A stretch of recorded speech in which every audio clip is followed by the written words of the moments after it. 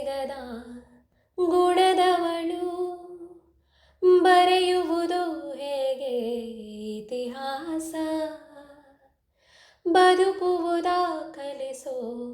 ಗುರು ಇವಳು ನರಳುವಳು ಹೇಗೋ ನವಮಾಸ ಗಂಗೆ ತುಂಗೆಗಿಂತ ಪಾವನಳು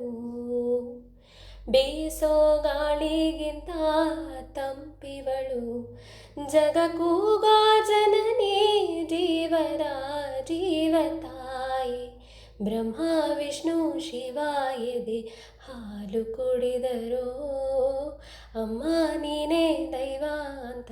ಕಾಲು ಮುಗಿದರೋ ಬಾಳಿಗೆ ಒಂದೇ ಮನೆ